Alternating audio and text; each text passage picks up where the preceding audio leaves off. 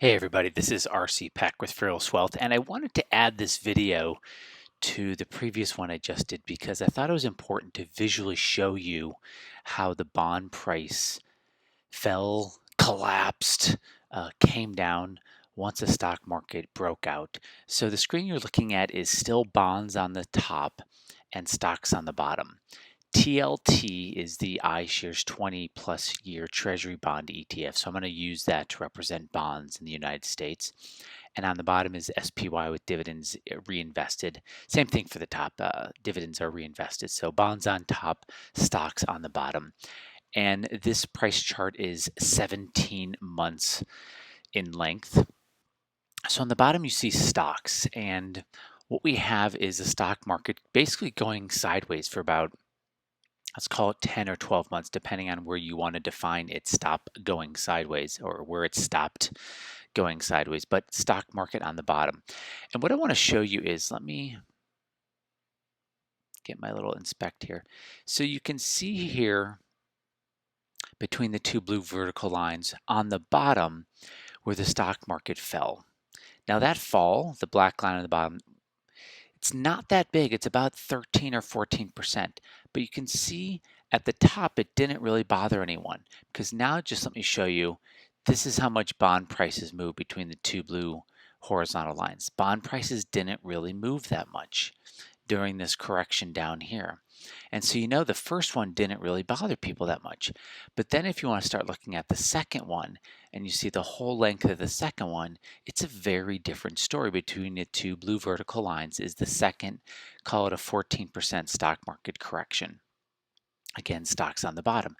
And you can see above, it was a much different experience in the bond market. The first 14% correction barely measured anything.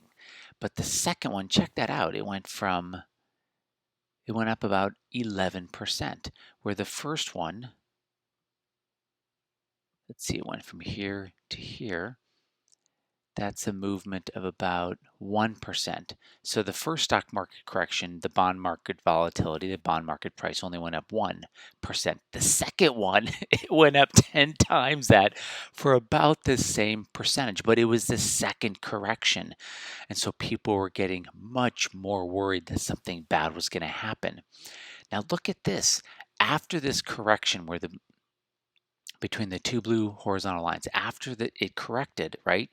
The bond market itself just went sideways. It just went sideways, all right? But then you had this little teeny correction here where the stock market came back down. Let's see what that correction was. That was about a 5% correction.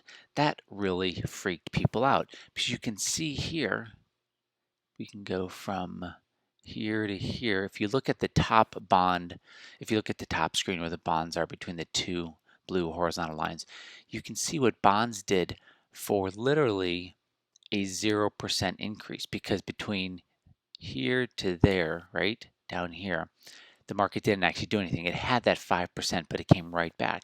But in that time period, and to me this is fascinating, in that time period, bonds went up 8%. So you had this little 5% correction. But again, it happened. It wasn't little emotionally. This 5% correction happened after this correction right here. And this correction right here happened after this correction right here. Okay, so you have let's just get the exact number here. The first correction was 12%.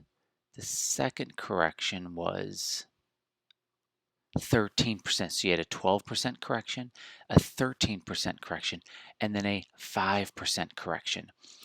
And because they got stacked behind each other from the first correction to the last one, the bond market went up 27%, all right, or the bond prices went up 27% during this time period.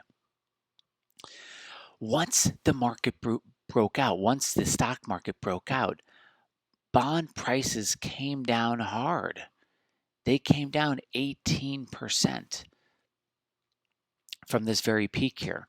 And this is what I was talking about on the previous video. This is where bond investors are going to get hurt. This is where bond volatility is going to hurt people, right? Because they were buying in up here. Now, This is not a bond and you hold it and you get your money back.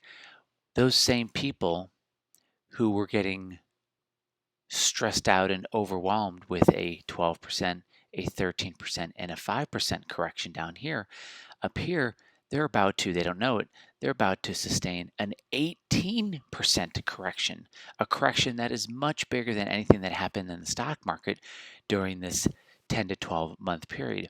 And this is the price volatility that I'm talking about, how the price volatility is going to return more to the bond market. And it's going to hurt more people in the bond market than the volatility in the stock market, because people are expecting, or at least expecting, more volatility to return to the stock market.